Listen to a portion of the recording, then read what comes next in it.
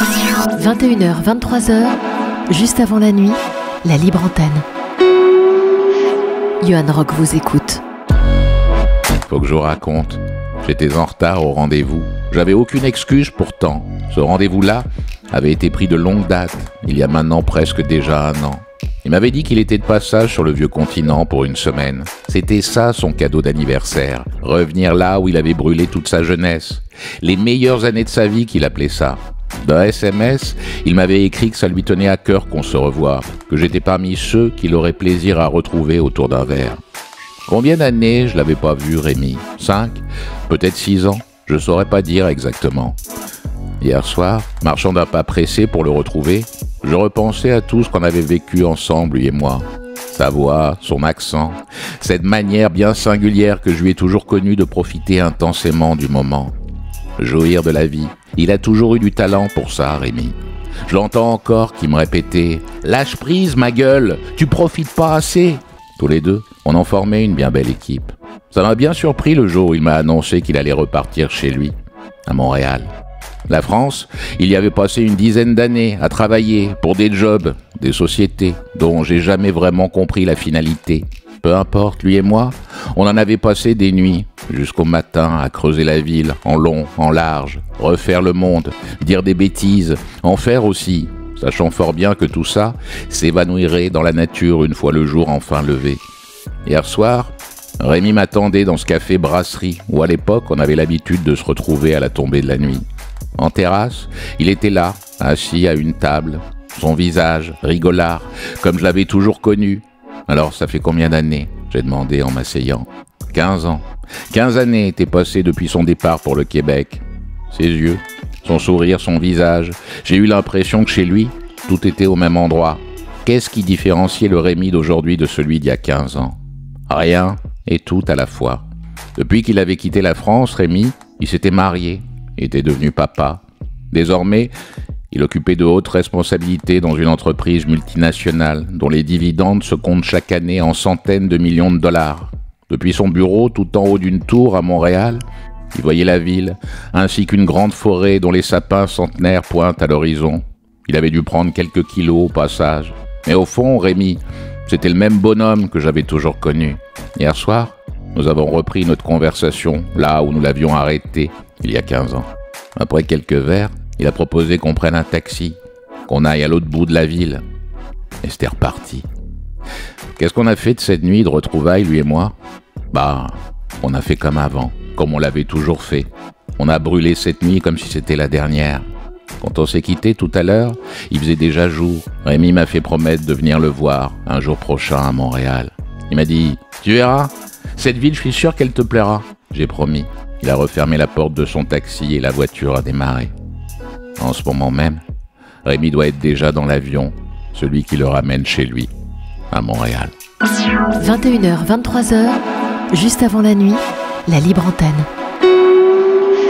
Johan Rock vous écoute. Et vous, comment allez-vous ce soir? Comme certains d'entre vous l'ont déjà remarqué sur le chat, j'ai regagné mon salon ce soir, après la déconvenue technique essuyée la semaine dernière, qui nous a contraints d'écourter l'émission, mais promis, juré, faites-moi confiance, ça n'est que partie remise. Ce soir, on ne devrait pas avoir de soucis techniques, je touche du bois, nouvelle libre antenne, 2 heures à l'écoute de vos témoignages, vos récits de vie, de vive voix ou par écrit. Et puis, je salue celles et ceux qui, nombreux, sont d'ores et déjà en train de s'activer derrière leurs écrans sur le www.johanrock.fr, le chat de l'émission. Je salue Martina qui, elle, écoute l'émission depuis la Creuse, Marie qui vit à Perpignan, je salue Flore, Nelly qui en ce moment même m'écrit-elle sur le chat, est en vacances à Begmail, en Bretagne. Je connaissais pas cette commune. Salut Nelly, bonne écoute et bonne émission à vous. Anne-Marie qui écoute depuis la Haute-Savoie, je salue Marie-Claude, Christophe qui m'écrit bonsoir à tous. Heureux de vous retrouver, soyez le bienvenu Christophe. Thierry qui lui est dans l'Argonne côté 55 et puis Marie-Thérèse qui m'écrit « Il ne fait pas chaud dans le Boulonnais aujourd'hui, il y a toujours du vent ». Tiens, puisque j'en parlais en début d'émission, dans le faux que je vous raconte de ce soir, est-ce que il vous est arrivé de retrouver un ami après des années sans le voir, le ou la voir? Racontez-moi, tiens, sur le chat, comment ça s'est passé, comment se sont déroulées ces retrouvailles. Est-ce que vous aviez le cœur serré, voire le ventre noué à l'idée que vous n'ayez plus grand-chose à vous dire? Et puis Et puis finalement, comment ça s'est passé? Comme toutes les semaines, je suis ravi de vous retrouver pendant au moins 2 heures. 21h, 23h, juste avant la nuit, la libre antenne. Johan Rock vous écoute. Bonsoir Thomas. Bonsoir Johan. Thomas, vous avez une 50aine d'années. Où est-ce que vous habitez? J'habite Paris. Vous êtes journaliste, grand reporter. Quelle est votre situation de famille actuellement? Je suis célibataire et voilà, je suis séparé de la maman de ma fille qui a 8 ans. Alors vous, Thomas, vous avez longtemps porté un lourd secret lié à un traumatisme d'enfance, un secret qui vous a anéanti, avec lequel vous avez appris à vivre et composer, avant de récemment vous en délester suite à la disparition de votre père. Vous allez m'expliquer ce qui vous est arrivé et puis ce qui vous a décidé à rompre le silence dans lequel vous étiez enfermé toutes ces années durant. Et on va commencer, comme on le fait souvent dans cette émission, par le début de l'histoire. Est-ce que vous pourriez me raconter le premier souvenir d'enfance qui vous passe par la tête, comme ça, à la volée? À la volée, c'est une dispute entre mes parents. On habite Marseille dans un appartement que j'ai très bien connu parce que c'était l'appartement de ma mère après le divorce de mes parents. Et cet appartement, il a une histoire particulière parce que c'est un ancien couvent dans lequel est née ma grand-mère. Et donc ses parents, à elle, habitaient déjà dans cet appartement au 10 rue du Progrès, dans le 5e arrondissement. Et c'est là où j'ai grandi. Et ce premier souvenir, c'est une dispute entre mon père et ma mère. Et je vois mon père mettre la tête de ma mère sous un robinet d'eau pour essayer de la calmer dans le cadre de cette dispute. Et je me souviens... on avait un chat, prendre mon chat et essayer de le jeter sur mon père. Évidemment, le chat s'est carapaté et voilà. Et je suis retourné dans ma chambre en courant. Mon père m'a poursuivi pour essayer de me rassurer, me dire que c'était juste une dispute, qu'il fallait pas s'inquiéter. Voilà, c'est le premier souvenir que j'ai de ce de cet appartement et de mon enfance, je crois. Pour le détail, je me souviens du slip de mon père qui était un slip bleu. Voilà. Pourquoi est-ce que ce détail-là est resté? Je sais C'est pas. parce que c'est le propre des souvenirs, c'est des images, et puis ensuite le scénario qui se déroule. Ouais. Vous Voilà. dites que vos parents ont divorcé. Vous aviez quel âge quand ils sont séparés? Vous savez, c'était les années 70, donc les séparations prenaient beaucoup de temps. Ça a pris. Je veux pas dire de bêtises parce que j'ai pas le temps exact, mais des années en tout cas entre le moment où ils ont commencé à se séparer, et le moment où la procédure, où le divorce a été prononcé en tout cas. Mais moi j'avais quand ça a débuté, je devais avoir 4-5 ans, et puis voilà le temps qu'il a fallu après quoi. Le premier souvenir, c'est le souvenir de parents qui se chamaillent, même plus que ça. C'est-à-dire que vous n'avez, de cette période-là, aucun souvenir heureux de cette famille à trois? Alors non, j'ai pas vraiment de souvenir de cette famille à trois parce qu'ils se sont séparés très tôt. Et voilà. Mais j'ai pas de souvenirs malheureux de mon enfance véritablement. J'ai des souvenirs. On parlera de la suite plus tard évidemment, mais moi je considère pas avoir une enfance malheureuse. J'ai eu une enfance comme beaucoup d'enfants à cette période-là, avec des parents qui divorcent, avec voilà un quotidien assez banal finalement. Je peux pas vous dire que j'ai une enfance malheureuse. J'ai pas de mauvais souvenirs de mon enfance moi. Est-ce que vous êtes de ces enfants à qui les parents ont expliqué dans quelles conditions ils avaient été conçus, entre guillemets? Vous savez, parfois, des parents disent, bah voilà, on t'attendait, on tirait des plans sur la comète, ça arrive, ça. Et puis parfois, c'est l'omerta, on ne sait pas pourquoi on est là, pourquoi on arrive. À se demander même d'ailleurs, est-ce qu'on a bien fait d'arriver? Ouais, je me suis jamais vraiment posé la question de savoir si j'avais bien fait de venir au monde, mais ce dont je me souviens, c'est qu'à l'âge de 12-13 ans, j'étais avec ma mère en vacances et elle m'a expliqué qu'en fait, elle m'avait gardé parce qu'elle avait dû avorter à 2 reprises avant moi et que un troisième avortement, les médecins lui avaient expliqué que ça aurait pu sonner le glas de sa volonté d'être mère. Donc du coup, je suis arrivé dans ce contexte-là. C'est ce qu'elle m'a expliqué. J'en ai jamais parlé avec qui que ce soit d'autre, donc je sais pas si c'est vrai, si c'est pas vrai. Bon voilà. En tout cas, voilà, c'est quelque chose que j'ai appris, mais encore une fois à 12-13 ans, donc j'étais plus âgé. Vous dites que les choses ont mis du temps, parce que c'était l'époque, quand on se séparait, ça ne se faisait pas en un claquement de doigts, et vous avez aussi raconté qu'un jour, votre père avait claqué la porte de la maison. Vous vous souvenez de ce moment? Non, parce que ça s'est fait de manière Diffuse. diffuse, exactement. Vous savez, les parents se séparent, l'autre parent va habiter ailleurs, vous commencez à passer un peu de temps avec l'autre parent qui vous emmène, bon gré mal gré, dans sa nouvelle vie. Et il n'y a pas eu de rupture nette. Ça a été un processus. Rétrospectivement, vous, qu'est-ce que vous avez compris du départ de votre père du foyer familial? Pas grand-chose, parce qu'on ne réfléchit pas comme ça quand on est un enfant. Quand on est un enfant, on a besoin d'une chose, c'est tout, c'est de l'amour de ses parents. Donc, à partir du moment où il y a de l'amour, et moi, du côté de ma mère, il y avait certainement de l'amour, à sa façon elle, mais en tout cas, il y avait de l'amour. Euh, on ne se pose pas la question de savoir pourquoi les gens se disputent ou pourquoi ils se séparent. Peut-être qu'on m'a donné une explication à l'époque, je ne m'en souviens pas. Je me souviens que c'était dur pour ma mère. Moi, je me souviens qu'on allait à l'école, elle m'accompagnait à l'école. L'école n'était pas près de chez nous, donc il fallait qu'on prenne la voiture. C'était une deux chevaux, je me souviens. Et je la voyais parfois pleurer les matins où elle allait au tribunal pour dans le cadre de la procédure de divorce. Donc, elle m'expliquait certainement les choses, mais j'en ai très peu de souvenirs, pour être complètement honnête avec vous. Voilà, j'avais une famille du côté de ma mère. Elle avait deux sœurs, donc plein de cousins et c'était une famille d'origine italienne, donc voilà, on se retrouvait tous ensemble tout le temps et donc j'ai pas eu de manque particulier. Oui, bah les parents divorcés, mon grand cousin, ses parents aussi avaient divorcé, c'était comme ça. Ça arrivait à d'autres C'était le aussi. début des divorces à tout va, voilà exactement. Et je me souviens qu'à l'école, on n'était que deux gamins de divorcés en maternelle. L'autre s'appelait Gilles Grivola, je m'en souviens encore. Et Ça veut les dire que autres, quoi? Ça les autres enfants. ça crée des affinités Ouais, ça entre... crée des liens, ouais, Ouais. ça crée des liens. Les autres enfants venaient nous voir en disant, mais qu'est-ce que ça veut dire divorcer? Mais ça se passe comment? Et j'ai ce souvenir-là. Et on était en maternelle quand même, donc voilà, c'est tout. Vous dites, ma mère m'aimait à sa façon, c'est-à-dire qu'il n'y avait pas d'effusion, c'était pas forcément très démonstratif. Vous avez entendu, vous, Oui, je t'aime mon fils, c'est des mots que vous avez entendus, vous, gamin? non, jamais. Ça, jamais, ni d'un côté ni de l'autre. Mais c'était que, voilà, elle avait, ma mère, c'était quelqu'un de particulier, extrêmement intelligente, mais dans son monde. Ça veut dire Et du quoi? coup, elle vivait comme elle pouvait. Bah, c'était quelqu'un qui était passionné par les lettres, quelqu'un qui était très conceptuel, théorique. Elle avait un peu plus de mal avec le quotidien, je pense. Ça, je vous dis ça rétrospectivement, hein. Quand on Hmm. est gamin, on s'en rend pas compte du tout, quoi, évidemment. Voilà, voilà. Mais je suis persuadé que c'était quelqu'un qui m'aimait et voilà.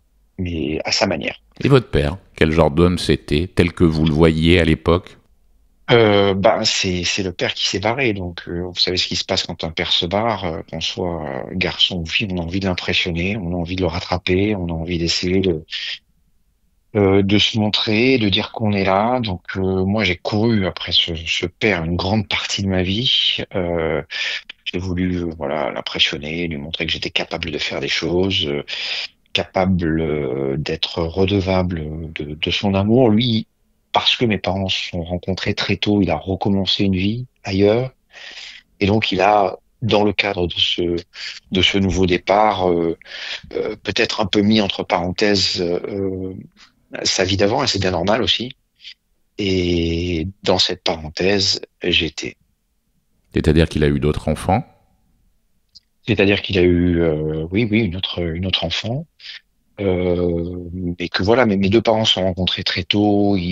Voilà, ils se sont mariés. Ma mère était enceinte parce que c'est ce qui se faisait à l'époque. On ne pouvait pas imaginer qu'une femme, au début des années 70, dans les cadres sociaux des deux familles respectives, puisse avoir un enfant sans être mariée. Donc, ils se sont retrouvés à la sortie de l'enfance, à la sortie de l'adolescence, avec des vies qui ne leur correspondaient pas. Eux-mêmes ne se correspondaient pas. C'était un accident. Alors après, quand on est enfant, on n'a rien demandé, hein. On arrive, on est comme ça. Il va falloir faire avec. Mais ça explique aussi les chemins qu'ils ont pris, les chemins qu'ils ont pris l'un et l'autre très rapidement. Qu'est-ce qu'il faisait, votre père, dans la vie, professionnellement? Il a fait beaucoup de choses. Il a fait beaucoup de choses. Il a bossé notamment dans l'entreprise familiale.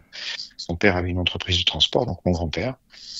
Voilà. Et je pense je suis pas sûr. Il a bossé à la Société du métro de Marseille. C'est là où il a rencontré. Non, c'est pas là où il a rencontré, mais il a travaillé là-bas avec ma mère aussi. Et puis après ça, il est parti vivre à l'étranger. Il a fait du business, comme on dit. Voilà. Je vous pose la question parce que vous avez raconté que votre père était quelqu'un qui trompait son monde. Le royaume des illusions, c'est une expression que vous avez Mm. employée à son égard.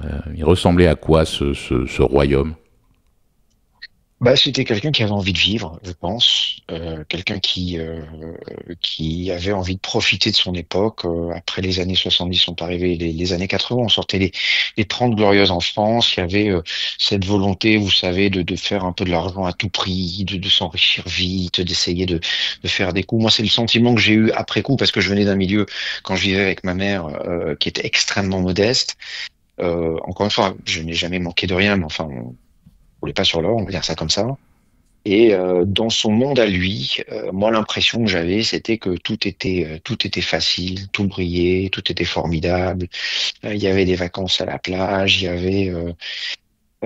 avait des voitures neuves, voilà, il y avait des cours de tennis, il y avait des choses comme ça, ce qui n'existait évidemment pas du tout de l'autre côté. Et donc, quand on est enfant, on est impressionnable. C'est des choses auxquelles on réagit et ce sont des choses qui font rêver. Voilà. Et ça veut dire que On a envie. votre père racontait aux autres une autre histoire que la sienne.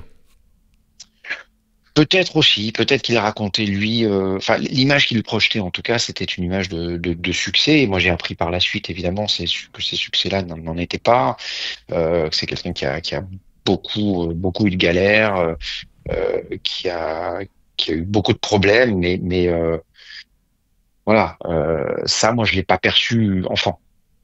Vous dites que vous avez été mis entre parenthèses à partir du moment où votre père est parti. Vous le voyiez à quelle fréquence, votre père? Je ne me souviens plus. Tout vous dire, je sais pas du tout à quelle fréquence je le voyais. Ce que je sais, c'est que je restais avec ma mère jusqu'à l'âge de 13 ans environ. Et qu'à 13 ans, je me suis gentiment fait virer du collège dans lequel j'étais à Marseille. Et mon père habitait à l'étranger à l'époque. Et je suis allé vivre avec lui et sa nouvelle femme et bientôt l'enfant. L'enfant existait déjà, ouais, elle avait 3 ans déjà. Vous dites que Donc, ouais. oui, pardon. Cette belle famille était très différente de celle que vous formiez avec votre maman. Ah oui, oui, c'était une vie complètement différente. C'était une vie on dirait de flambeur aujourd'hui. Voilà, c'était le négatif de ce que je vivais à Marseille, dans mon petit quartier, avec mes amis et mon quotidien. Là, je me retrouvais dans un univers qui était complètement, comment dirais-je, qui pouvait sembler paradisiaque, mais qui s'est révélé être assez différent de ce que j'avais imaginé. Dans les premiers temps, vous avez trouvé facilement votre place dans cette belle famille ou justement c'était encore étranger? Non, j'étais encore étranger. Je sais pas en fait, parce que j'ai jamais pu lui poser la question, mais je sais pas si euh, pourquoi en fait mon père a accepté de me prendre avec eux à ce moment-là. Euh, Ce que je sais, c'est que ma belle-mère m'a tout de suite fait sentir. En fait, elle m'a pas fait sentir, elle m'a dit les choses très clairement. Elle les a articulées en me disant, écoute, t'es pas le bienvenu ici. Donc, je savais que ça allait être compliqué. Après, encore une fois, moi, j'étais un gamin assez heureux, qui prenait ce qu'il y avait à prendre et la perspective d'aller vivre à l'étranger, d'apprendre des langues, de rencontrer des gens nouveaux. Moi, ça me passionnait. Je trouvais que c'était extraordinaire. Et donc voilà, j'ai réussi à en tirer le plus grand parti possible. Et votre père, il avait du temps pour vous? Non, très peu, très peu. Il travaillait beaucoup, hein. Ça, c'est vrai qu'il travaillait énormément. Ça a toujours été un bourreau de travail. Ça, c'est quelque chose qu'on ne pourra jamais lui enlever. Et du coup, ben voilà, on se voyait de temps en temps le week-end, mais c'est vrai que bon, le week-end, et c'est bien normal aussi. Je me le vois aujourd'hui en tant qu'adulte. Et ils passaient du temps avec leurs copains.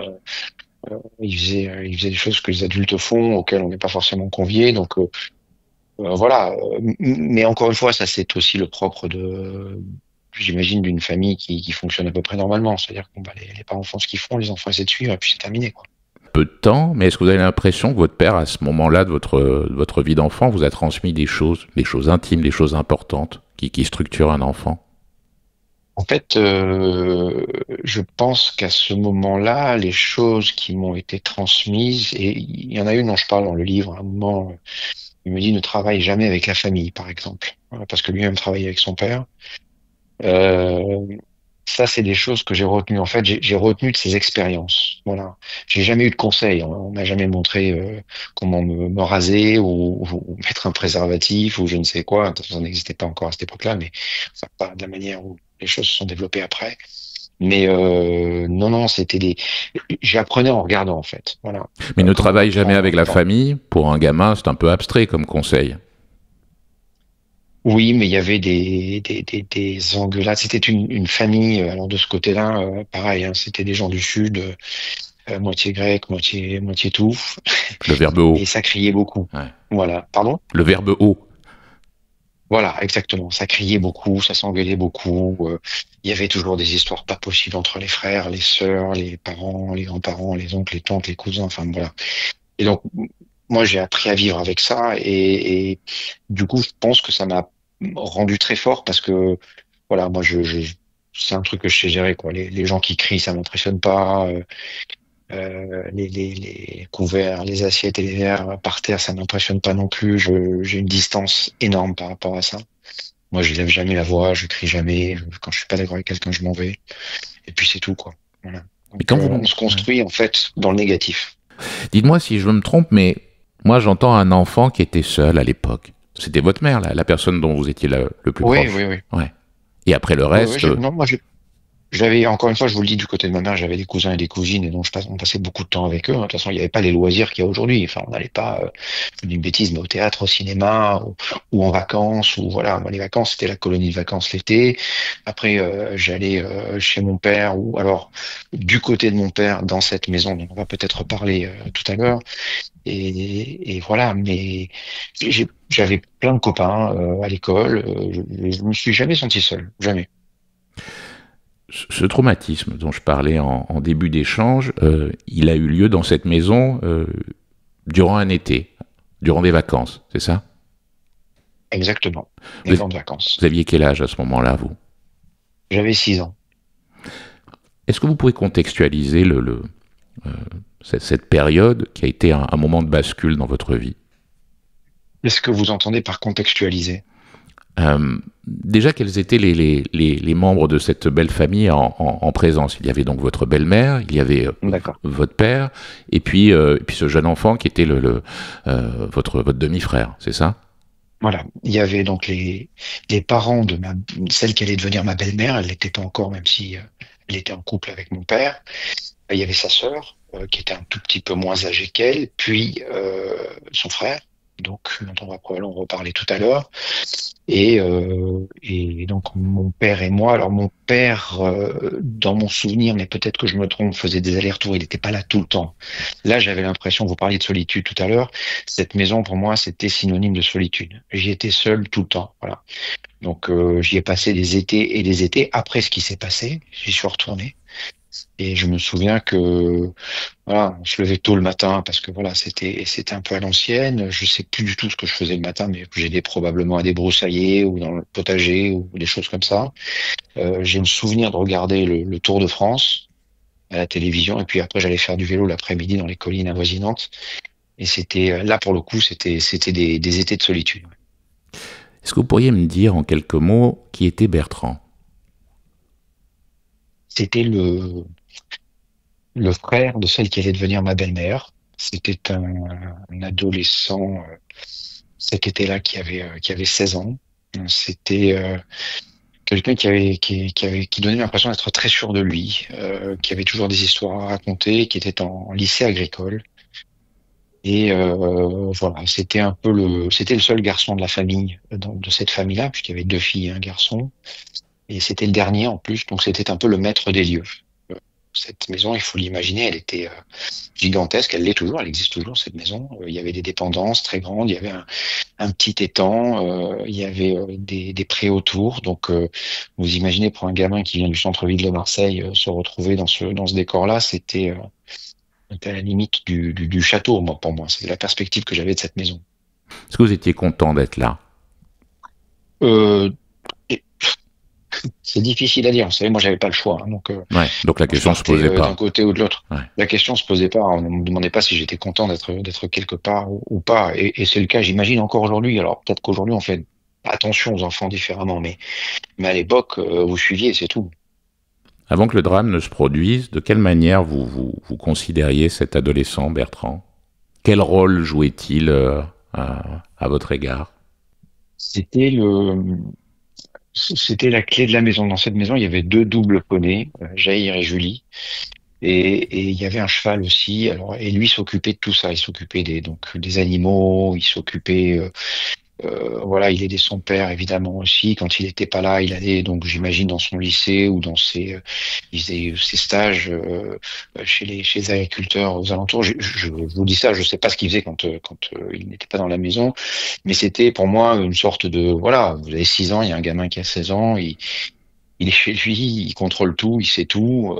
C'est une sorte de référence, voilà, si j'ose dire ça comme ça. Mais encore une fois, on avait très peu de rapports avant ce qui s'est passé parce que l'écart d'âge, parce que Et pendant ce temps-là, votre père, bon, c'est un fantôme, il passe, il arrive, il revient, mais vous le voyez aussi peu que le reste de l'année, si je comprends bien. exactement. Et les seuls souvenirs de sa présence ou la seule chose qui me dit qu'il a été présent là, c'est les photos de cet été que j'ai retrouvées et que donc il a dû prendre force des choses. Voilà. Des photos sur lesquelles J'ai vous pas de êtes, vous. souvenirs sur lesquels j'apparais, sur lesquels Bertrand apparaît. Voilà. Vous avez raconté que ce traumatisme que vous avez subi enfant était directement lié à ce garçon, Bertrand. Vous aviez quel âge donc cet été-là? On avait 6 ans cet été-là. Ce traumatisme, il s'est déroulé à plusieurs reprises, sur une période qui court tout au long de cet été-là? Oui, je ne peux pas vous dire combien de temps ou combien de fois, parce que ça, je ne m'en souviens pas. Ce dont je me souviens, c'est ce qui s'est passé, mais du temps, je n'avais pas la notion. Voilà, ça s'est déroulé sur un été, ça c'est sûr. Sans dire les choses de manière triviale, comment vous pourriez dire ce qui s'est passé justement, ce qui fait que cet été-là vous a marqué au fer rouge pour le restant de votre vie? Ce qui s'est passé, bah écoutez, c'est assez simple pour dire les choses simplement. Alors je ne sais pas comment ça a débuté ni pourquoi évidemment, mais Bertrand a commencé à me frapper.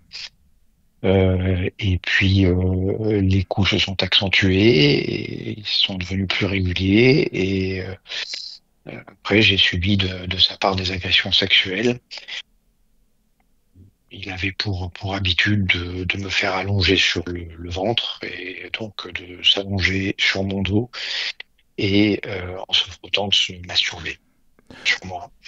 Il n'y a pas eu de pénétration, voilà, je vous dis les choses très clairement, mais voilà, c'est quelque chose qui s'est passé donc à plusieurs reprises évidemment cet été-là dans cette maison-là. Dans cette maison. Ça se passait dans sa chambre où je dormais. Il y avait 2 lits dans sa chambre. Ça se passait le soir, une fois que j'étais monté me coucher. Et non, personne ne pouvait soupçonner cela pour plusieurs raisons. D'abord parce que moi j'avais interdiction d'en parler. Si j'en parlais, j'aurais été battu davantage. Voilà. Et quand on a 6 ans, on a peur, on est impressionnable.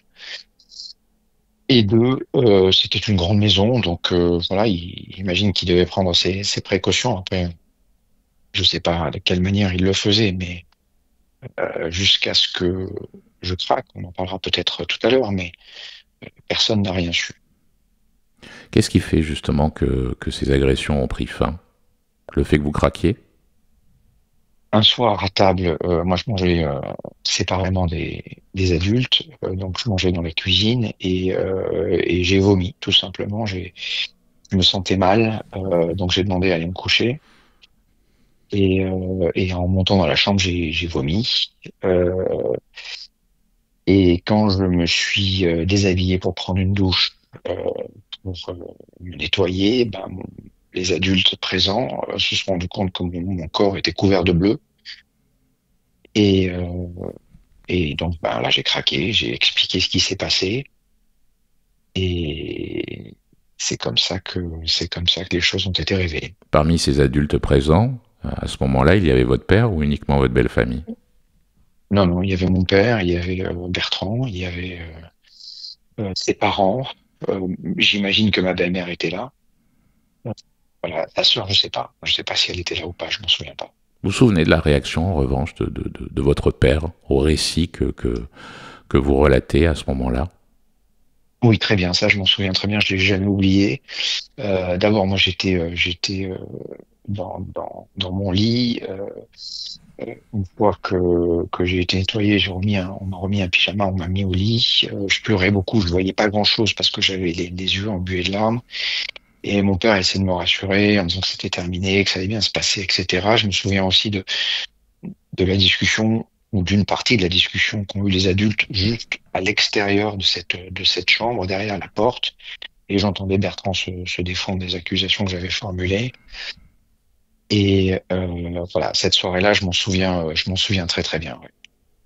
Quel était l'objectif de cette conversation avec Bertrand et les membres de votre belle famille et votre père? Alors je sais pas, c'est peut-être à eux malheureusement qu'il faudrait poser la question s'ils étaient encore vivants, mais euh, euh, moi je venais de révéler ce que j'avais subi. Ils ont confronté Bertrand avec tout cela, et et voilà, c'était de savoir si c'était vrai, qu'est-ce qui s'était passé, pourquoi.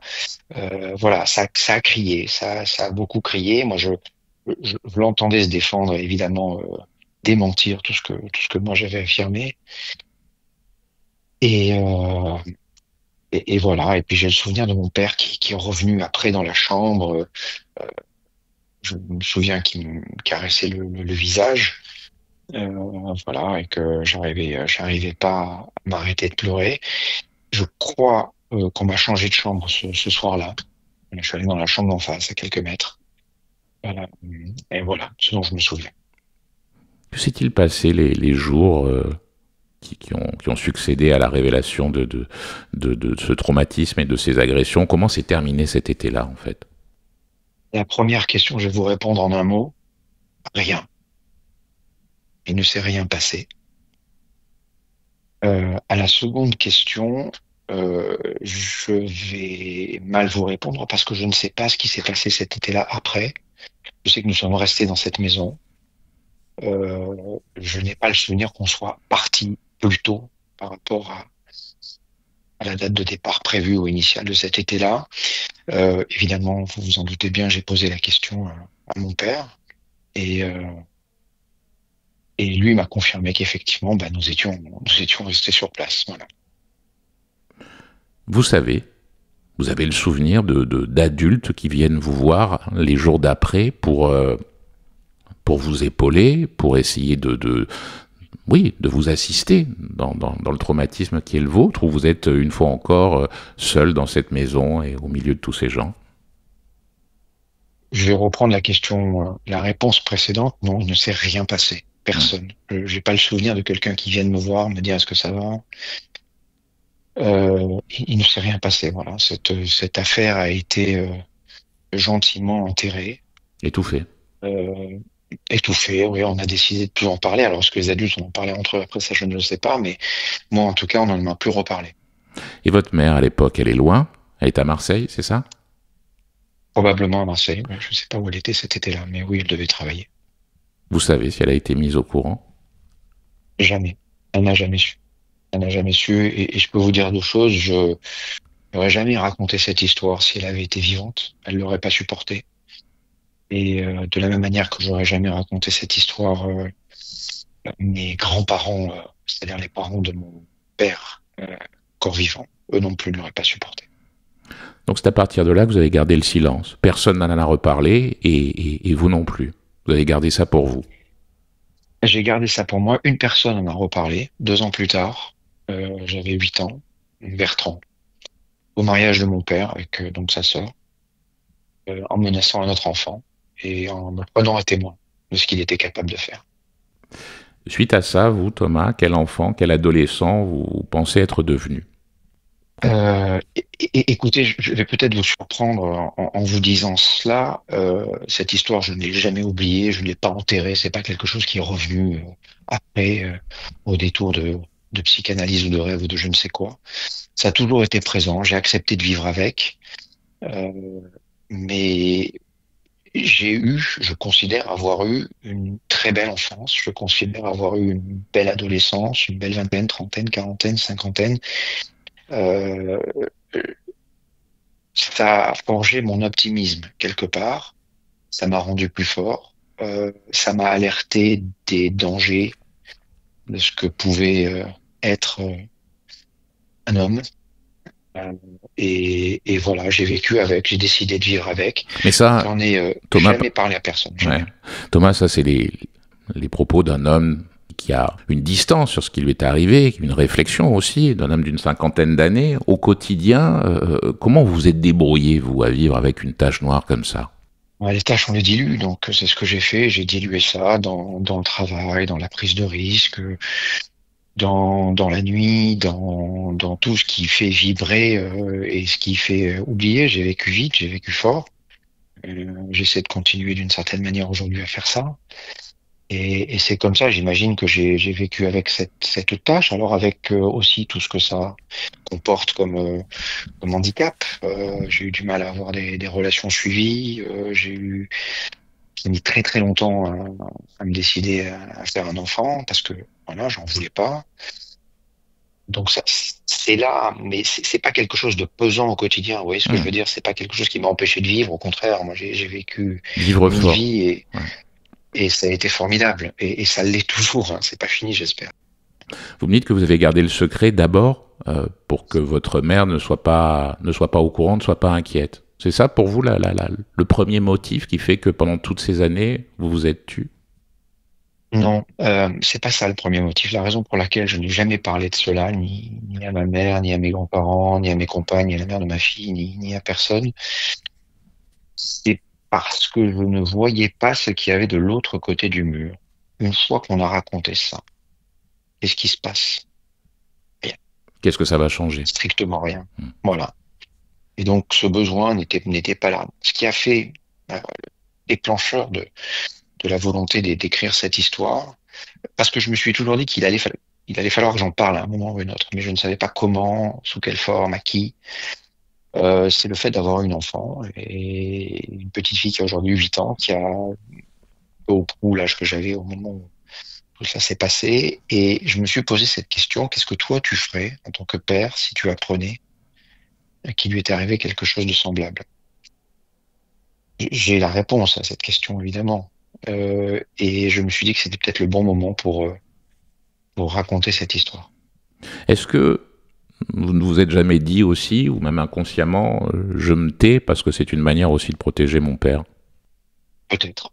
Je me suis jamais dit ça comme ça, mais peut-être, oui, que je l'ai protégé inconsciemment. Peut-être que je ne voulais pas lui faire du mal, voilà, tout simplement. Mais oui, il y a sûrement une part de vrai dans ce que vous dites. Ouais.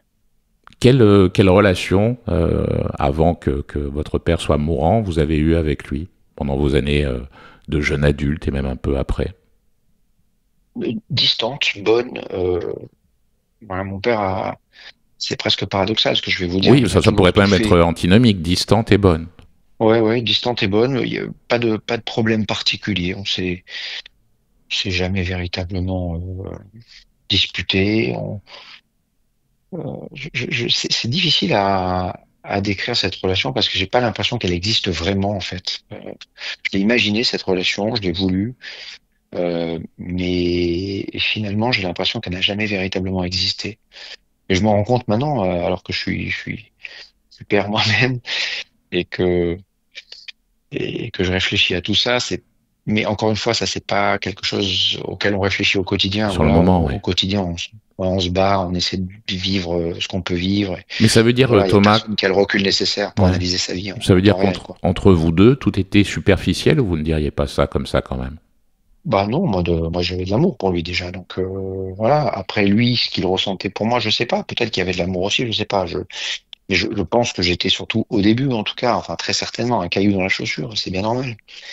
Mais vous voyez, je dis c'est bien normal comme pour l'excuser. C'est pas une excuse, c'est peut-être un élément de compréhension, d'explication, mais je sais pas. Je sais pas. Est-ce que je ne peux pas imaginer, par exemple, un père ou une mère ne jamais dire je t'aime à son enfant.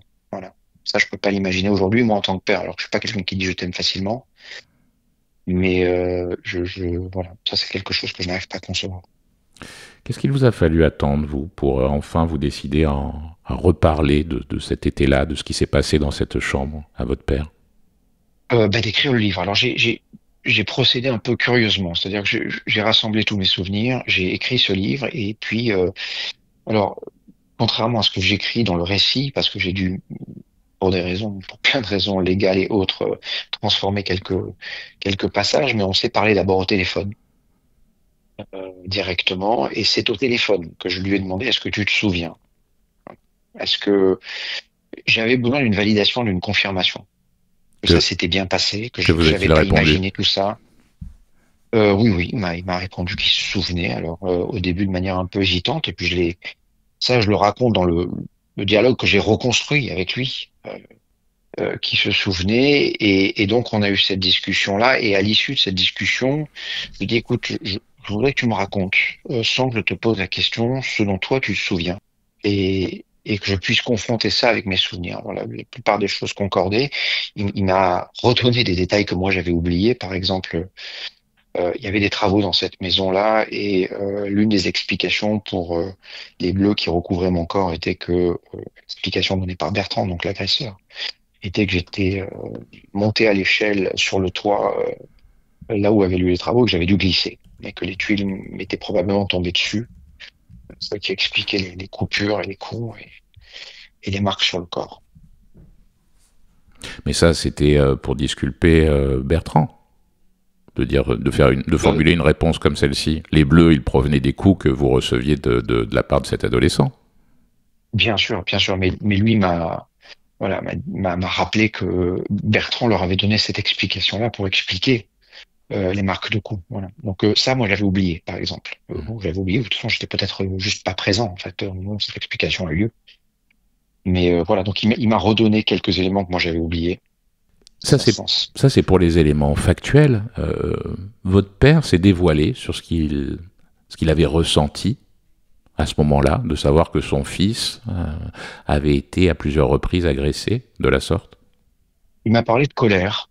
Euh, il m'a parlé d'incompréhension.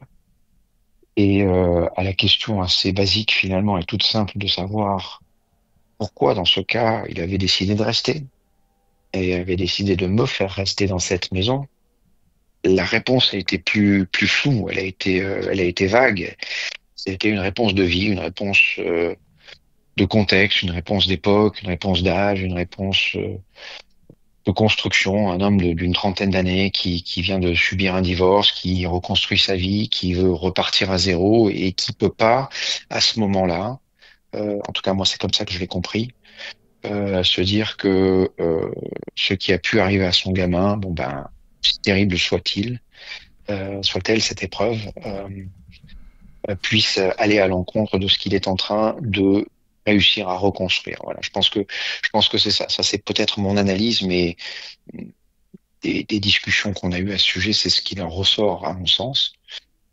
Et encore une fois, c'est terrible ce que je vais vous dire, mais je comprendre le raisonnement seulement, mais je peux le comprendre.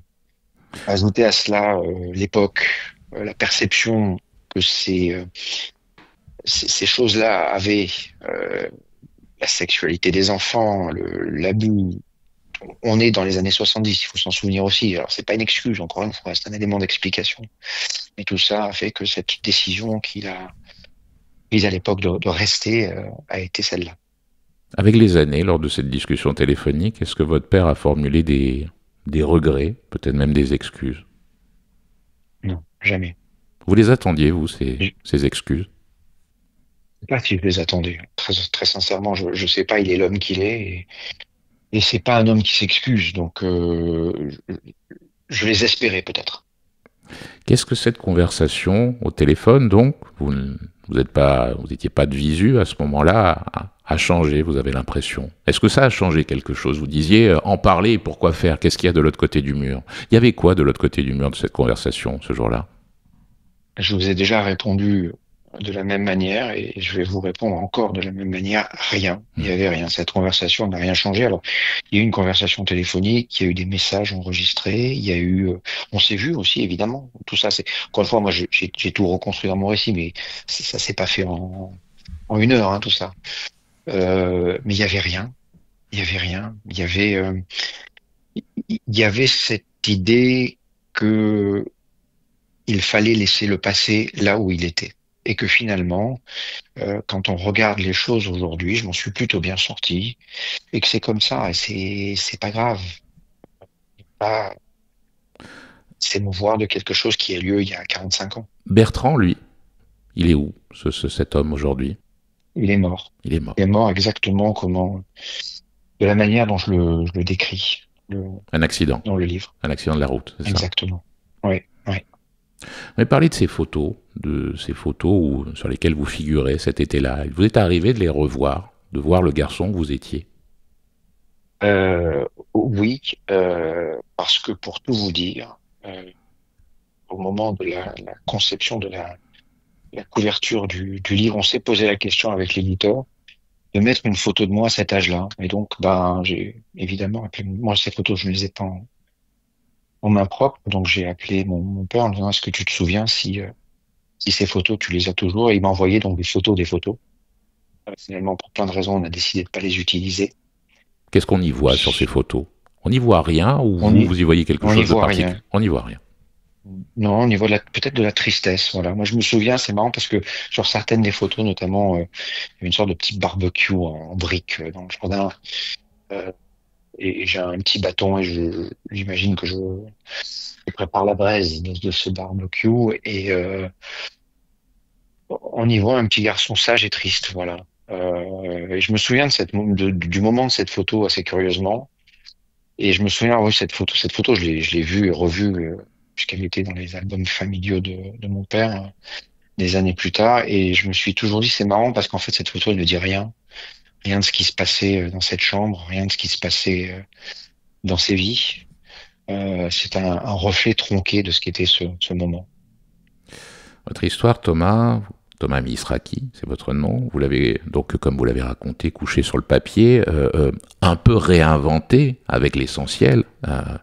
Ce livre s'appelle Le jeune bourreau, qui est paru aux éditions Grasset. Et à propos de ce livre, vous écrivez, je ne sais pas si c'est vrai, je l'imagine en tous les cas, je ne l'ai pas écrit, je l'ai vomi. Est-ce que vous avez l'impression qu'il a eu une vertu thérapeutique, ce récit? Je ne crois pas qu'il ait une vertu thérapeutique. Ces mots-là, effectivement, sont vrais. Parce qu'en fait, cette discussion et ce paragraphe-là, j'ai rajouté à la toute fin en parlant avec Christophe Bataille, mon éditeur. Quand je lui ai envoyé le texte, je lui ai dit la chose suivante, Christophe, voilà, c'est un petit texte, si ça t'intéresse, tu le prends, sinon, évidemment, tu le prends pas, et je suis désolé de t'accabler avec ça. Ils ont décidé de prendre ce texte-là. Et à la différence du premier livre que j'ai écrit, j'ai eu un mal de chien à relire les épreuves, à travailler sur le livre après que le texte initial ait été sorti. Et voilà, j'ai pas relu le livre depuis, je ne le relirai probablement jamais. J'espère que ce sera un témoignage, peut-être pour ma fille, mais c'est tout ce que ça doit être aujourd'hui, un clou sur un cercueil de ce moment-là. Voilà. Je déteste ce texte, pour tout vous dire. Je le déteste, je trouve que c'est mal écrit. Et ce livre, vous l'avez vomi. Ce livre, vous l'avez dédié aux victimes d'agression, mais aussi à votre père, au présent, au passé, tel que vous l'avez écrit. Vous savez, il vous l'a dit, s'il l'avait lu, ce livre? Il a lu ce livre, oui. Il a lu ce livre. Et comme vous m'avez dit à 2 reprises... Comment? Il n'a pas aimé? Non. En même temps, on se demande comment il aurait pu aimer. Je suis d'accord avec vous. Mais, comme vous me l'avez dit à 2 reprises, tout ça, le récit, le fait d'en reparler, tout ça n'a rien changé. Non, moi j'ai pas l'impression que ça ait changé quoi que ce soit. Encore une fois, cette ombre-là, j'ai vécu avec. Et j'ai plutôt, comme je vous l'ai dit tout à l'heure, plutôt bien vécu. J'avais intitulé ce texte Le fantôme, initialement. Et ce fantôme, il sera toujours là jusqu'à ce que ça se termine. Et voilà, mais un fantôme, c'est pas forcément un ennemi. Comme je vous l'ai dit, c'est un traumatisme de subir ça, évidemment, mais c'est aussi dans mon cas ce qui a forgé mon caractère, ma force. Et je voulais pas écrire un livre de victime, parce que même si je l'ai été, c'est pas comme ça que je me considère. Ce que je veux dire aux gens avec ce livre, ceux qui le liront, c'est qu'ils peuvent et qu'ils doivent parler. Voilà, parce que c'est important. Mais est-ce que ça m'a fait du bien? Je sais pas. Je peux pas vous dire. Vous êtes quel genre de père, vous, Thomas, aujourd'hui, avec votre fille qui a 8 ans, je le rappelle, aujourd'hui? Le meilleur possible, j'espère. Après, voilà, la paternité, c'est quelque chose qu'on apprend en marchant. Donc, j'essaie de faire le mieux possible pour que ce soit quelqu'un. Je veux juste qu'elle soit heureuse, en fait, voilà, et qu'elle ait les outils pour l'être. Pour le reste, après, je crois qu'on a un impact très limité sur l'avenir de ses enfants. Mais et si c'est une personne heureuse, intelligente, équilibrée, elle pourra survivre à ce qui nous attend tous collectivement. Ce livre existant aujourd'hui, vous avez imaginé la conversation, la discussion que vous aurez peut-être avec elle dans quelques années? Non, pas du tout. Pas du tout. J'y ai pas pensé du tout. Euh, je pense pas comme ça. Je vis pas comme ça. J'essaie de vivre Maintenant. le plus possible dans l'instant Hum. et, euh, une chose après l'autre. Je remercie Thomas d'être venu raconter les choses telles que vous les avez vécues. Et puis, je rappelle ce livre donc, qui est sorti il y a quelques semaines, Le jeune bourreau, qui est paru aux éditions Grasset. Je vous remercie, vraiment. Merci beaucoup. Bonne soirée. Au revoir. 21h, 23h, juste avant la nuit, la libre antenne. Johan Rock vous écoute. Merci d'être là, merci derrière vos écrans, d'être de plus en plus nombreux chaque semaine. On fait cette émission, je vous le dis tout le temps, ensemble. Cette émission, elle est faite pour et par vous, à travers vos récits, ce que vous racontez au téléphone. Et puis, m'envoyez aussi beaucoup de messages par écrit. À ce propos, je voudrais vous remercier. Vous avez été très nombreux la semaine dernière après... cette déconvenue technique qui a fait qu'on a été obligé d'avorter cette émission, tout ça a tourné court. Vous avez été beaucoup à dire « Mais non, Johan, la prochaine fois ça marchera, la prochaine fois ce sera la bonne ». Et forcément, à tous ces messages, je suis sensible. Tiens, parmi tous ceux que j'ai reçus, je vous ai choisi celui de Xavier, qui est à l'écoute ce soir, je crois, de l'autre côté de son écran. Voici le message qu'il m'a envoyé, qui m'a fait chaud au cœur. « Bonsoir Johan, comment allez-vous ? De vive voix, je voulais vous apporter un commentaire et tout mon soutien à propos de l'émission de ce soir, c'est-à-dire donc de mardi dernier. Dommage que ça n'ait pas été le programme tant attendu, m'écrit-il. Mais ça fait partie des aléatoires de la vie, qui peut nous surprendre de temps en temps.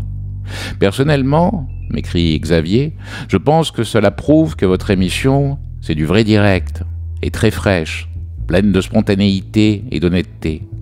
Il a été bon de vous voir en action à la radio en vrai, ça je suis pas sûr Xavier, ainsi que Mathieu, qu'on avait entendu parler la semaine dernière. S'il vous plaît, communiquez lui ainsi qu'à sa femme tous mes vœux de bonheur pour la future naissance de leur enfant. Il faut que je vous raconte, m'écrit Xavier. Le souci technique qui ont fait que l'émission n'a pas pu se faire m'ont remis en mémoire le rêve que j'ai eu dans la nuit. Ce rêve, vous y étiez. Entre parenthèses, je vous rassure, rien de freudien. Dans ce rêve, vous étiez en visite à Londres, perdu dans King's Road, une rue anglaise fameuse dans le quartier de Chelsea, qui est un quartier très riche et qui est huppé. Il y avait beaucoup de foule dans les rues, des policiers à cheval, dont une de ses montures était un peu agitée. On devait se rencontrer pour boire un verre dans mon rêve, mais on s'était perdu de vue. Afin de se retrouver, j'ai essayé de vous contacter par téléphone. Le téléphone que j'utilisais ressemblait à un de ces vieux téléphones des années 90, une grosse brique comme un Nokia. Il était conçu de telle façon que le clavier ressemblait à une petite Bible, et on devait taper avec des gros doigts, avec des touches minuscules et lumineuses. Ceci était très complexe, tellement gênant et frustrant que dans mon rêve, je me suis senti fâché. Cela m'a réveillé, interrompu dans ma pensée. Vraiment un rêve bizarre. Mais après les problèmes techniques de mardi dernier, peut-être que ce rêve n'était pas si bizarre que ça, m'écrit Xavier. Mais pourquoi ce rêve, allez-vous me demander? Pourquoi vous, Johan, dans le rêve? Après tout, on ne se connaît pas vraiment, ou même pas du tout. Pour moi, Johan, d'après mon analyse personnelle, m'écrit Xavier, j'ai déduit que vous représentiez dans ce rêve, en fin de compte, la ville de Paris. Après avoir écouté vos émissions Heure Indue, que je trouve superbes, grâce à vous, je commence à avoir une meilleure visualisation de cette belle ville de Paris. Je vous souhaite de passer une bonne soirée. À mardi prochain. À bientôt, Xavier. Mais merci beaucoup, Xavier, pour ce message. Et puis, pour votre fille, ne vous inquiétez pas trop. Je dis ça à Xavier parce que j'ai écourté le message. Hein, quand on s'écrit, vous et moi, je raconte pas tout. Hein, il y a ce côté un peu privé qu'on conserve. Merci Xavier en tous les cas pour votre soutien et votre fidélité. www.johanrock.fr, social@johanrock.fr si vous souhaitez faire comme Xavier, m'écrire quelques messages. Et puis si vous préférez passer par les réseaux sociaux, mon compte Instagram, c'est également possible. Ça se passe sur Instarock, ROQS, tout attaché. Bonsoir Théo. Bonsoir. Théo. Passe. Comment? Je vous ai coupé. J'allais dire passer après cette musique, c'est super compliqué. Mais non. Le gars avait une voix très agréable. Oui, mais bon, c'est des hard rockers, ils ont 70 ans, vous en avez 24, vous n'êtes pas dans la même catégorie, vous avez l'avenir devant vous, donc voilà, vous pouvez arriver franchement franc du collier, il n'y a pas à hésiter. 24 ans, vous m'appelez d'où, Théo? Eh ben, actuellement, anecdote, alors je vais la jouer un peu franc, parce que actuellement, j'étais très stressé à l'idée d'avoir cet échange avec vous, pour plein de raisons, mais je ne sais pas, cet échange m'intimidait. Et je me suis fait poursuivre par des bêtes, mais des hélicos. Alors le sud de la France, pour répondre à la question. Et j'ai couru et du coup tout va mieux maintenant. Donc le sport est sûrement une solution, je pense. Mais alors attendez, où ça dans le sud de la France? Port-Barcarès. D'accord. Si quelqu'un peut m'aiguiller sur ces bêtes qui sont énormes. Mais c'est quoi ces bêtes? Décrivez-les-moi, je comprends pas. C'est quoi? Comment vous les appelez ces bêtes?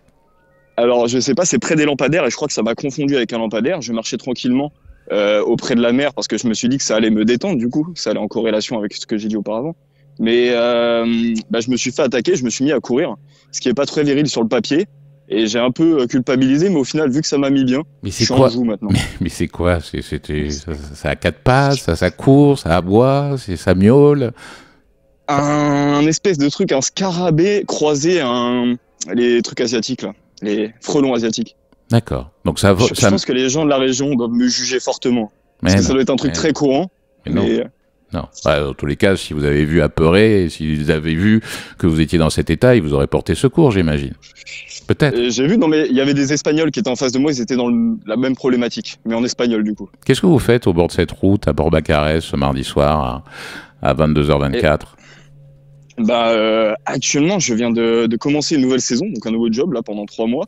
Et du coup, je viens d'arriver aujourd'hui et je me suis dit que j'allais me promener parce qu'avec le déplacement, j'ai pas dormi encore et il fallait me garder un peu éveillé pour ce soir. J'avais envie d'assister et donc je me suis dit je vais marcher près des côtes et si on arrivait à joindre comme ça, on aurait pu échanger et ça me détendait en même temps, quoi. Ça ressemble à quoi alors le bord de mer à Port-Barcarès ce soir? À part les bêtes et les scarabées croisés aux frelons asiatiques. Là actuellement, alors tout à l'heure j'étais à la plage, c'était sympa, il y avait des jeunes qui faisaient la fête et tout, des jeunes qui avaient sûrement mon âge voire plus vieux. Mais là, je suis sur vraiment une route où je suis assassiné à tout moment, il fait nuit, mais en même temps, il y a un clair de lune qui éclaire l'eau. J'ai essayé de le prendre en photo, mais c'était pas beau. On m'a dit que vous faites une nouvelle saison, donc c'est un job d'été. Qu'est-ce qui se passe pour vous, là, ces prochaines semaines? C'est ça, c'est mon deuxième job d'été. La vie d'artiste oblige un peu, et là, je suis animateur ado. D'accord. Donc, quoi, dans une colonie, un centre aéré? Dans un camping. Et pourtant, les vacances n'ont pas commencé. Il y a déjà des personnes qui passent leurs vacances en ce début mi-juin. Alors, du coup, beaucoup d'étrangers actuellement, surtout dans le sud, ça va être espagnol, anglais un peu. Sinon, en fait, nous, on prépare les chorégraphies et tous les spectacles pour tout l'été. Typiquement, cette année, j'ai pas le poste de chorégraphe, vu qu'à la base, c'est mon truc, la danse. Mais à chaque fois, on fait des spectacles tous ensemble, ce qui fait qu'on doit préparer les chorégraphies pour que dès que les gens arrivent en juillet, on soit au taquet, quoi. Ça vous plaît? Alors, c'est le job. Moi, j'ai une passion dans la vie. Donc, du coup, c'est le job qui contrebalance bien quand je dois faire de l'argent. Donc, ça me plaît, oui. Ça me fait du bien. Mais après, vu que j'ai des passions à côté, évidemment, ça comble pas ce qui alimente ma vie au quotidien, quoi. Ce que j'ai envie de vivre pour plus tard. C'est quoi votre situation de famille, vous, aujourd'hui? Vous êtes célibataire? Vous avez quelqu'un dans votre vie? Non, je suis célibataire. Pour être transparent, vous m'avez laissé un message il y a quelques temps de cela sur le répondeur. Si je résume, vous me dites si c'est correct mon résumé, une conversation que vous avez eue avec une vieille dame a modifié un petit peu votre façon de voir les choses de la vie. C'est ça? C'est exactement. J'espère qu'on va aller. J'ai peur de partir un peu dans tous les sens, mais vous me recentrez. Ouais. Mais l'idée que c'était. C'est difficile de parler de soi. Je parle jamais de moi. Autant c'est facile quand c'est professionnellement, mais quand c'est soi. Alors on va y aller par étapes, Théo. Déjà, cette dame, vous l'avez rencontrée à quelle occasion? C'était un repas de famille. Qu'est-ce qui fait que elle ou vous, enfin qu'est-ce qui fait que vous êtes rencontrés, que vous avez mis à converser tous les deux? Alors en fait, c'était pas une conversation directe. Alors, qui dit repas de famille, des fois il y a des familles qu'on voit à distance. Et elle était à un bout de table et pour le coup on conversait pas spécialement. Même je pense que j'ai jamais eu trop d'échanges avec elle à part des bonjours et des compliments et qu'est-ce que tu fais dans la vie, quoi. Même si c'est de ma famille, enfin ma belle famille du coup, mais on n'a pas tant d'échanges que ça. Alors qu'est-ce qui fait que cette conversation, ou en tous les cas cette rencontre, même de loin, vous a marqué au point de me laisser un message sur le répondeur?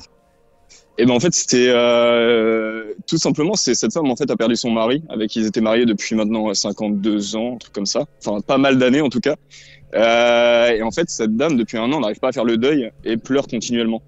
Et typiquement à cette soirée-là, donc tout le monde se cachait un peu les yeux. Enfin c'est des trucs c'est difficile à aborder, je pense surtout en repas de famille où même elle culpabilisée en fait avait honte de pleurer. Parce que du coup, elle disait, elle casse l'ambiance, etc. Mais c'est plus fort qu'elle. Et les gens font un peu comme si ça n'existait pas. Même s'ils l'aiment passionnément, ils ont envie de l'aider, ils l'ont déjà aidé auparavant, etc. On ressent l'amour, évidemment. Mais ce qui m'a marqué, c'est plus la discussion que j'ai eue après. Où ça va être difficile de faire le racolage. Mais comme je vous ai dit, moi, je suis passionné d'art, en général. Et j'ai beaucoup, en fait, qui m'entoure cette notion de regret. Et typiquement... Quand j'ai eu la conversation avec, je fais un long monologue, mais c'est pour que vous compreniez la situation un peu. Mais typiquement avec mes parents, j'ai eu un échange et de comprendre. Et la discussion, c'était est-ce qu'au bout d'un moment, on arrive à faire le deuil avec ses proches perdus, ou est-ce qu'on accepte plus facilement la mort avec le temps?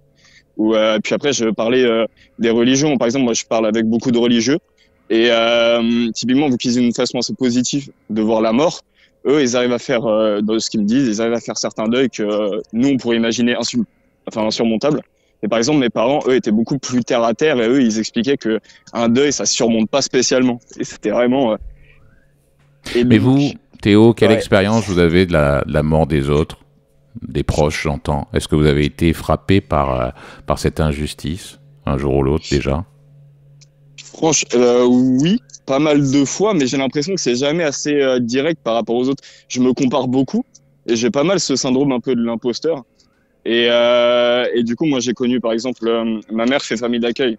Et donc, du coup, j'ai connu beaucoup d'enfants qui beaucoup d'enfants, tout est relatif, mais dont un qui m'a marqué, le premier qui était mort du cancer je crois, il avait 8 ans. Puis après, j'ai connu d'autres jeunes qui partaient avec des maladies un peu incurables.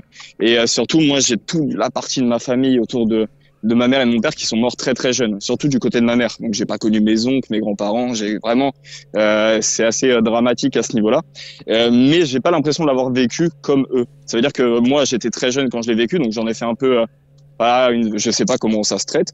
Mais typiquement eux vraiment c'est quelque chose qui ont changé leur vie et qui change encore aujourd'hui et qui les marque. Et j'arrive pas spécialement à faire le pas ou la discussion, de les amener à parler de ça. Et j'aimerais en fait les comprendre en fait.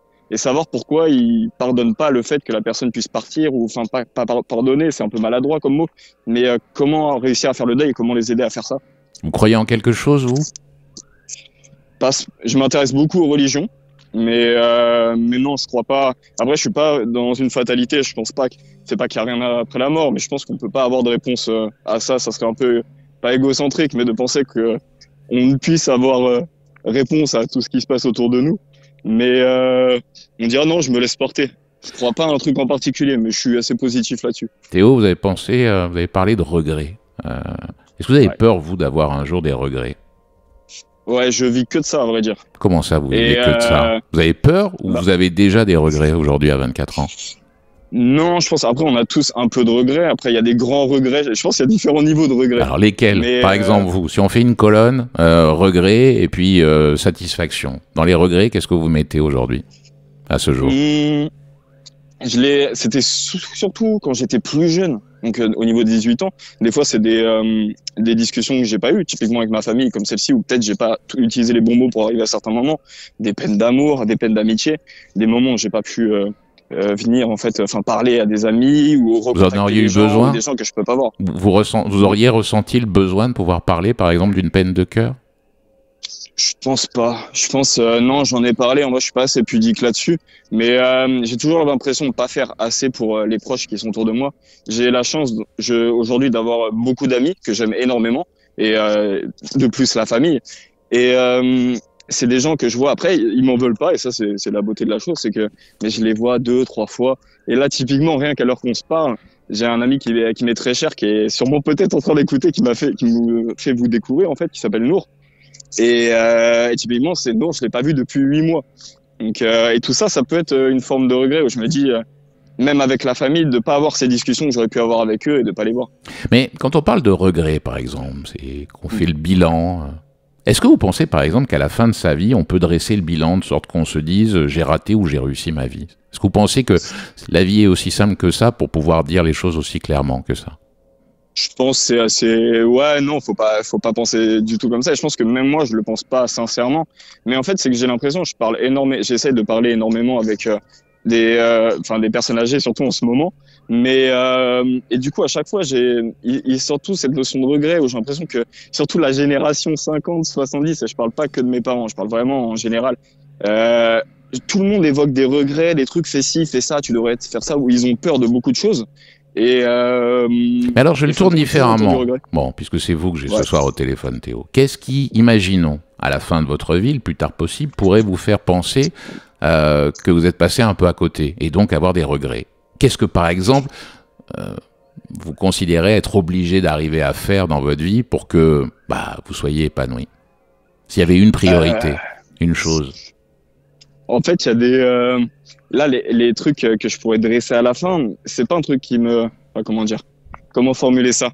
Je pense beaucoup en vrai à l'amour, ou des fois moi, j'ai tendance à dire, c'est vraiment triste, en plus c'est une phrase d'un rappeur, c'est horrible de sortir ça, mais...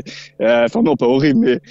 Il dit quand on aime quelqu'un, on laisse partir. Et j'ai beaucoup laissé partir des gens parce que je les aimais et que ça m'a pas travaillé sur le coup. Mais des fois, je me dis, j'aurais bien aimé quand même avoir une suite, avoir des explications. Et c'est des explications qu'on n'aura jamais. C'est pas une fin en soi, tout le monde a ça. Mais c'est quand même des trucs qui me travaillent au quotidien. Mais je comprends pas. Vous aimiez une personne, mais vous avez laissé partir. C'est-à-dire que la personne est partie d'elle-même ou vous avez tout fait pour que finalement elle se lasse, elle s'en aille? Non, ça, après, ça, enfin, naturellement, je parle vraiment de plusieurs personnes pour le coup, même si là, j'ai peu de romance, donc du coup, j'assimile surtout à ça.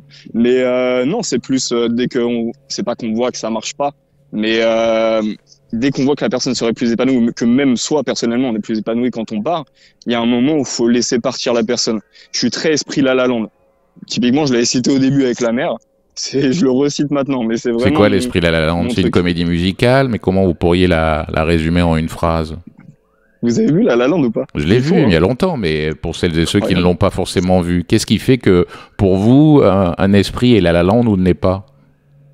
C'est typiquement la fin, et là les gens vont dire que j'ai pas spécialement compris de film parce qu'au final il n'y a pas de regret, mais le film se termine sur un épilogue où typiquement on revit une vie qu'il n'a pas vécue et ça se joue en un regard et les deux comprennent et au final ils partent apaisés, donc c'est une belle fin.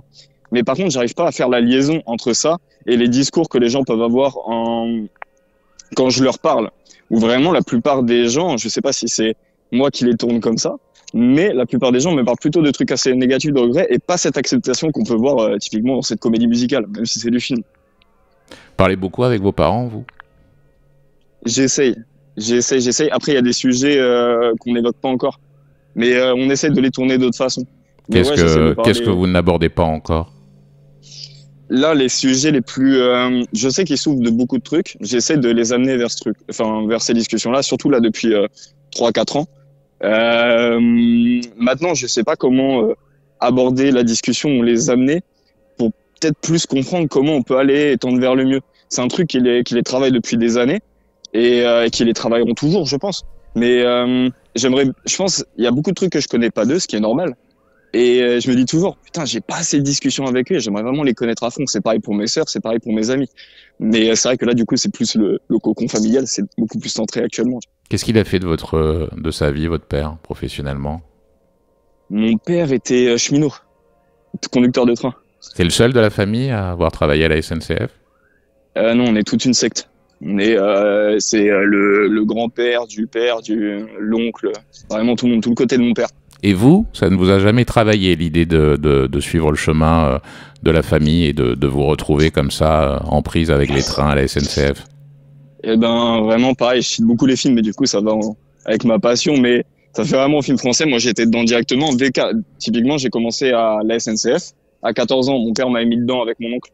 Et du coup, j'ai poursuivi pendant 5 ans dedans. Qu'est-ce que vous avez fait là-bas? J'ai commencé du coup à passer mon bac en interne. En fait, c'est une alternance qu'on fait et on poursuit jusqu'au master. Et après, tu peux même continuer plus loin. Et c'est vraiment un processus qu'ils avaient mis en place et qui est toujours en place, je crois. Et du coup, j'avais fait bac là-bas et en même temps, je travaillais à Tours. J'étais mécano, enfin j'étais tout ce qui est maintenance thermique, électrique, etc. Et après, j'ai été à Châtillon où là, j'étais briefé pour en BTS pour être chef de feuille. Ça vous plaisait? Enfin, est-ce que vous vous disiez, je vais faire ma vie dans ce secteur d'activité comme mon père et les autres l'ont fait dans ma famille? Non, c'est le truc, c'est que moi, jusqu'à mes 17 ans, j'étais même épanoui là-dedans, surtout que j'étais entouré d'une très très bonne équipe. Et les gens de Saint-Pierre-des-Corps, d'ailleurs, un qui m'a dépanné rien qu'aujourd'hui en me sauvant la vie pour réparer une voiture à distance, alors que je l'avais pas appelé depuis 2 ans, et ça fait 2 ans que je dois aller le voir d'ailleurs. Mais en gros, au début, j'innovais, ça me plaisait, puis je m'en rendais pas compte, mais un jour, je suis tombé de passion pour faire des vidéos, des clips et faire de l'art en fait. Et après, j'ai plus jamais lâché. Je me suis totalement lassé de ce truc-là. Et j'ai assuré quand même les études pour même mes parents, pour qu'ils soient sereins, parce que je comprends leurs inquiétudes. Et après, je me suis mis à mon compte. Et aujourd'hui, en tout cas, ils me soutiennent entièrement là-dedans, même si le début, c'était un peu compliqué. Mais ils me soutiennent à fond dans mes projets. Mais donc, quoi, ça s'est passé du jour au lendemain? Vous avez dit, bon, j'arrête ce que j'avais entrepris et maintenant, je vais me lancer à corps perdu dans l'art? C'est ça que vous avez dit? Clairement, déclic, un appel. J'ai dit là, je vais faire une marque de vêtements. Et parce que ça rassemble. C'était quoi cet appel? C'était quoi ce déclic concrètement? C'était grosse dédicace du coup. On va l'appeler Zeus. Je l'ai appelé. J'ai dit là j'aimerais. Exactement, mais c'est vrai, dit comme ça. Bon. Mais du coup je l'avais appelé. J'avais dit là j'aimerais faire quelque chose que j'aime et tout. J'avais 17 ans à cette époque-là, même 16 peut-être. Et j'avais déjà le nom. Parce que j'avais typiquement rencontré cette personne, c'était un gars qui m'avait raconté l'histoire par rapport à une déesse, Cassiopée, tout ça. Et donc j'ai appelé cette fille, j'ai dit je vais faire ça maintenant. Je me suis lancé et j'ai jamais arrêté. Mais par amour? Non, je sais pas trop. Non, j'étais vraiment passionné pour le coup. Peut-être elle, c'était la passion aussi. Je l'aime, en tout cas, je l'aimais. Et je l'aime toujours d'ailleurs. Mais pas amoureusement, mais amicalement. C'était plus une meilleure amie, hein, plus une confidente. Elle m'a beaucoup appris.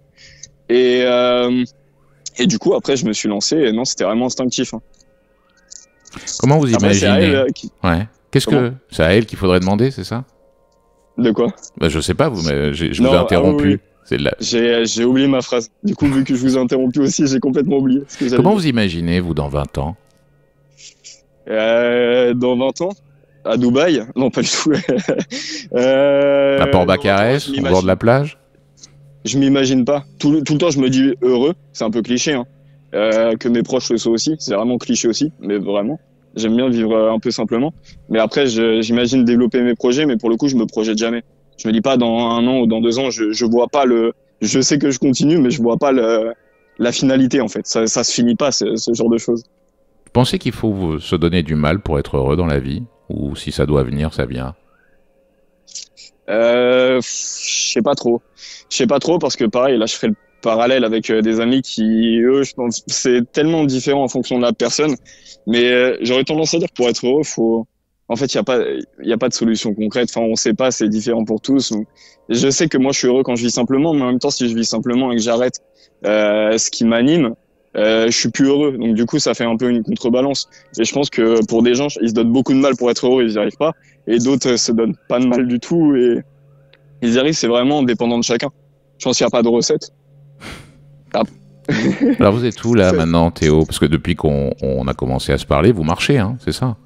Exactement, là je suis dans les rues de Port Barcarès et on dirait un espèce de Las Vegas espagnol. C'est personne, vous êtes le seul dans la ruelle ce soir. Il n'y a personne, là il y a que des voitures. Pour le coup, depuis tout à l'heure, j'ai croisé personne et pire, je suis repassé par les lampadaires des bêtes et je les ai pas croisés. Peut-être qu'elles vous peut-être qu'elles vous ont entendu parler d'elle à la radio et qu'elles ont fui. Elles se sont dit, bon, peut-être que... C'est exactement, elle voulait pas passer ou peut-être elle voulait me faire mentir. Ça, c'est terrifiant. Vous, c'est quoi le plus souvent? Vous êtes seul ou accompagné? Vous aimez justement cultiver des bouts de solitude comme ce soir, par exemple? Je suis très friand de ça. Et en même temps, je suis énormément accompagné. Mais comme je dis, j'ai de la chance d'avoir beaucoup de gens auprès de moi. Mais je passe beaucoup de moments seul. J'aime bien ça. Faut varier. Bon, et puisque vous en avez parlé, l'amour dans tout ça, vous le voyez sur votre feuille de route? Enfin, vous l'espérez en tous les cas? Ouais, c'est un but, mais quand tu comprends que ça te tombe du jour au lendemain et un peu et que t'as pas le contrôle, pour l'avoir vu et pour l'avoir un peu touché, je le cherche plus, je me laisse porter. Je prends soin de moi, j'essaie de faire ce qui me plaît, d'essayer de comprendre les gens autour de moi et après ça me tombe dessus, c'est bien. Et voilà, je me laisse porter. Bon, bah c'était pas mal. J'ai pas une quête, ouais. C'était pas mal pour une première, pour un garçon qui se disait stressé. Je trouvais que ça tenait bien la route. Franchement, j'arrive à combler ça avec des blagues. Et aussi, j'en suis à ce stade-là, c'est-à-dire que vous m'avez mis à l'aise. Mais je suis très heureux d'avoir échangé avec vous, en tout cas. Bah, moi c'est de un même. peu une fierté. Et je suis très content, parce que ça fait longtemps que je vous écoute. Et enfin, longtemps, ça fait 1 an. Depuis votre carrière, j'imagine que c'est pas si... On remettra ça, alors, une fois prochaine. Avec grand plaisir, on reparlera d'un nouveau sujet. Bon, puis peut-être d'ici là, je collectionnerai les bagnoles. Bon, ou les scarabées. On verra. Ou les scarabées. Vous me direz. Exactement. Bon. Ah si, juste à la fin, est-ce que je peux avoir le titre de la musique d'avant? Parce que j'ai bien aimé. Extreme, More Than Words, c'était, comme je le disais, un groupe de hard rock qui s'est reformé d'ailleurs, plutôt agité, et puis bon, bah, le succès, le tube interplanétaire est venu avec un morceau qui est, bon, peut-être esprit La La Land, comme vous dites. Exactement. Bah, merci beaucoup. Extreme. Allez, bonne soirée, bonne fin de... Salut Théo, et puis bonne route à Port-Barcarès. 21h, 23h, juste avant la nuit, la libre antenne. Johan Rock vous écoute. Ça se passe comme ça toutes les semaines. Racontez-le, dites-le à vos amis, à vos collègues. Une émission, une libre antenne où on écoute la vie des autres en vrai sur le www.johanrock.fr ou alors en replay dès demain, 18h le mercredi sur toutes les plateformes de streaming et évidemment le site internet. Tiens, que je vais lire quelques-uns des messages que vous m'avez envoyés. Avant ça, je voudrais vous remercier comme je le fais toutes les semaines pour celles et ceux qui font un don, pour la cagnotte, qui s'abonne également. Vous le savez, cette émission est entièrement gratuite, mais c'est grâce à vos soutiens financiers qu'on peut s'acquitter des abonnements, du matériel, tous ces dons que vous faites sur le www.johanrock.fr. Je voudrais donc remercier très chaleureusement Marie-Claude en Nouvelle-Aquitaine, Jacqueline dans la Drôme, Evelyne du Var dans un village de la Provence verte. Il y a Nadine aussi que je remercie dans les Vosges, Nicole à Bray-les-Bains, ça se trouve sur l'île d'Oléron, Gaston à Annecy et Isabelle de Niort. Merci à toutes et à tous. Et puis si vous aussi vous souhaitez participer, soutenir l'émission, ça se trouve en page d'accueil du site sur le www.johanrock.fr. Tiens, je parlais tout à l'heure de ces messages que vous m'avez envoyés la semaine dernière suite à la petite déconvenue technique. J'ai essayé un nouveau studio chez Mathieu qui m'accueillait et puis bon, ça n'a pas marché. Une fois encore, c'est partie remise. Mais je regrette pas de tous ces messages que vous m'avez adressés, comme celui par exemple de Geneviève qui m'écrit les mots suivants. Bonsoir Johan, c'était étrange de vous voir dans ce petit studio radio. Je retrouvais la console de cette petite radio où j'avais commencé à causer dans le poste. Le même petit espace, les mêmes potards, les ordinateurs en moins, platine vinyle, bac à 33 tours et téléphone gris PTT en plus. Radio Sud Contact, voilà comment ça s'appelait. T'as une jolie voix, viens nous voir si tu veux. Et l'embarquement avait commencé comme ça. Tous les soirs, entre 22h et minuit, sensuel et sans suite. avait pour indicatif l'intro de la chanson de Serge Gainsbourg. 2 heures à parler, seul, de tout, de rien, et à envoyer en douceur des musiques. C'est là que j'ai découvert le smooth jazz, le nez dans ces bacs à disques en bois. Quelques auditeurs appelaient, qui appréciaient, et puis on discutait le temps d'une chanson. Envoyer un disque vinyle à l'époque en douceur, c'était tout un art. Tous les soirs, en bossant dans la journée. J'étais seul dans la radio, lumière tamisée, et c'était génial. Signé Geneviève. Je savais pas, Geneviève, que vous aviez été animatrice radio. Sensuelle et sans suite. Ça, c'est un titre. Merci pour votre petit message. J'enchaîne sur un courrier papier qui m'a été adressé par Isabelle. Il y a quelques jours, c'était à l'occasion de mon anniversaire. Ce message qu'elle m'a envoyé, elle l'a emprunté aux mots de Jacques Brel, qu'il avait écrit à l'occasion des vœux de l'année 1968. C'est tellement beau que je voulais vous le faire partager. Voilà les mots de Jacques Brel à l'aube de cette année 68. Il écrivait « Je vous souhaite des rêves en n'en plus finir, et l'envie furieuse d'en réaliser quelques-uns. Je vous souhaite d'aimer ce qu'il faut aimer, et d'oublier ce qu'il faut oublier. Je vous souhaite des passions, je vous souhaite des silences, je vous souhaite des chants d'oiseaux au réveil et des rires d'enfants. Je vous souhaite de respecter les différences des autres, parce que le mérite et la valeur de chacun sont souvent à découvrir. Je vous souhaite de résister à l'enlisement, à l'indifférence et aux vertus négatives de notre époque. Je vous souhaite enfin de ne jamais renoncer à la recherche, à l'aventure, à la vie, à l'amour, car la vie est une magnifique aventure et nul de raisonnable ne doit y renoncer sans livrer une rude bataille. Je vous souhaite surtout d'être vous, fiers de l'être et heureux, car le bonheur est notre destin véritable. Signé Jacques Brel. Ces mots, ça pourrait recouper la conversation qu'on a eue il y a quelques minutes avec Théo. L'art de ne pas avoir des regrets. Merci Isabelle pour ce message. Merci à vous tous pour les petits mots que vous m'envoyez tout au long de la semaine, à n'importe quelle heure. C'est ça les joies de l'Internet. Si vous souhaitez m'adresser de nouveaux écrits, que j'aime toujours autant lire, social@johanrock.fr, également par Instagram, sur mon compte Instarock, ROQUS, tout attaché. Puis, vous le savez, il y a également le répondeur, le numéro sur lequel vous pouvez laisser tous vos messages, au 07 56 85 55 85, je le répète, 07 56 85 55 85. J'étais ravi de passer ces 2 heures en votre compagnie à écouter les histoires des autres. En vrai, on va remettre ça dès la semaine prochaine. En attendant, juste avant la nuit, pour vous dire bonsoir, faites de beaux rêves, à mardi prochain.